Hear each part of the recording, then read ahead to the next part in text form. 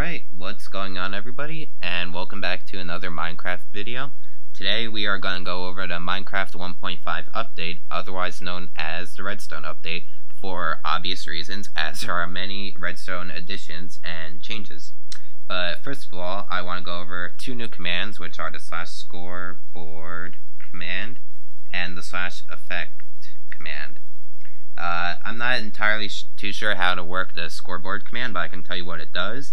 And pretty much it allows you to have objectives such as getting a certain number of kills and have teams. So that's pretty useful.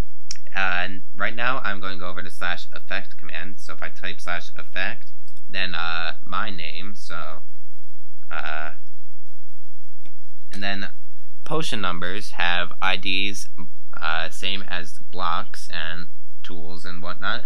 So for now I'm just going to type 1 and then how long I want it to last. So let's say 5 seconds.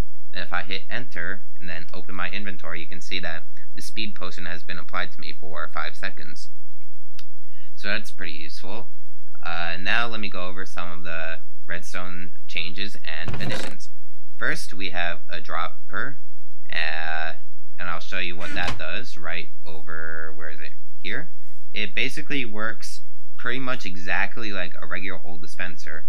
And right now I have stone in here, and if I just flick this lever, it will dispense stone. And it seems to have a greater distance than a regular dispenser.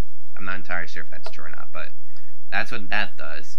Next we have a hopper. I can tell you what it does, but I'm not entirely too sure how to work it.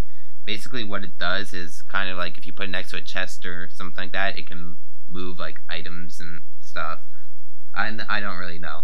And then we have a Redstone Comparator, which allows, like, if you have a certain number of items in a chest or something like that, it will like output a certain signal strength. Like I don't know, if you have 10 items in a chest, let's say, it'll output a signal strength of like 2 or something like that.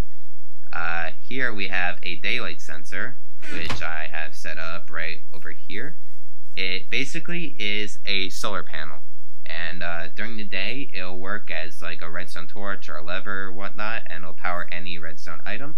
But let's say if I turn the time to night, so /time set 19,000. When it's nighttime, there's no more light to power it, and thus it will not output any signal strength at all. But if I turn it back to day, so time set 1200, you'll see once it receives daylight, it'll power items again as normal. So that's that. Next we have a block of redstone, which is I have set up over here. It's basically another redstone torch or lever or button, whatever you want to call it, except in block form. And it can be crafted, I believe, by, I don't have a crafting table on me, but in a 9x9 box, you just place redstone dust in there. Whoops. Yeah. So that's that. Next we have weighted pressure plates, and I have those set up right over here. And whoops, moved my mouse the wrong way. First, I'll go over the light one, which is the gold one. These are not like regular pressure plates. If I walk over them, they do not do anything. But if I have, let me get a stack of stone, and let me get rid of that one. And if I just place a couple on here, you can see that it'll output a signal strength. And every 3 blocks I put on a light pressure plate, it'll output a signal strength of 1. So if I place 1, 2, 3, I think that was 3 right there, it'll increase the signal strength. Sorry, my throat's really dry. Next we have a heavy pressure plate, and this requires a lot of items. You'll see, like, I can place a lot of items on here, and it takes a lot. I'm saying a lot. It takes many items to output a long signal strength. You saw how many it was right there to output a signal strength of 2. So you can use that as like a part of like a collection mini game or something like that, where you have to collect a certain amount of items or whatever. So that goes over weighted pressure plates. Next, let me go back here to refresh my memory.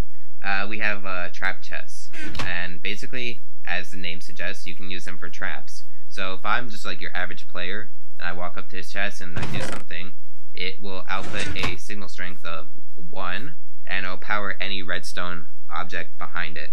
So you can, if you want to be cruel, place TNT behind there and blow a player up when they open a chest, you can do that.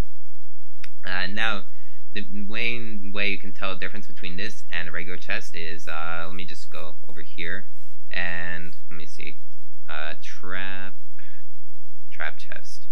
If I place it down right here, you can tell the difference because regular chest has kind of like a grayish ring around the outside, but a trap chest has a reddish ring. So that's how you can tell the difference. Let me just get rid of these items. Next, we're going to go over a couple of new blocks that were added, which is nether quartz ore, and as the name suggests, it can be found in the nether. And when you smelt it, I believe it gives you nether quartz, which you can craft into a block of quartz, pillar quartz block, chiseled quartz block, and quartz stairs, which I forgot to put in here. And I have these set up right here. So there's your nether quartz block itself, or whatever it's called, I already forgot. And you have them all, these are all the different types set up right here. So that goes over the new blocks. Next we have a couple new transportation changes, I guess you can call it. We have a new activator rail, which is used to power TNT minecarts, which are pretty cool. Imagine like a TNT minecart just coming towards you and blowing up. That's pretty cool. Then here we have a minecart hopper, which basically works as a hopper does, except it's in a minecart and it's a portable form, I guess you can call it.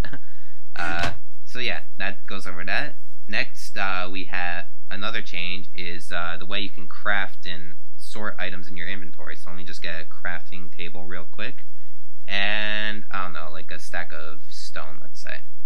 So let me place the crafting table down right here, and if I go to craft something, I can, if you hold the right click button and drag it over the squares inside, it will automatically evenly distribute the items, and that also works in your inventory as well. So if I just do that, and it'll evenly sort them. So that's interesting, because all the time, you'd have to go and place a certain number of items there and stuff like that, and that gets annoying. So that simplifies things a lot. Finally, one last change that I want to go over is if you press the escape button and go to your options, you have the ability to change your texture pack in-game. I'm not going to do it right now because it ends up lagging my computer a lot, but you can change them in-game. And let me just quickly exit this and go back to the main menu, and you can see that the texture pack option is no longer available here, but it's available in your options, so you can do that and whatnot. That basically goes over all the Minecraft 1.5 changes. Again, you can look in the change list on your Minecraft launcher when you first open Minecraft, or on Minecraft.net, the Minecraft wiki, or any other place on the internet. So that basically concludes this video. Thank you guys for watching, and I'll see you next time.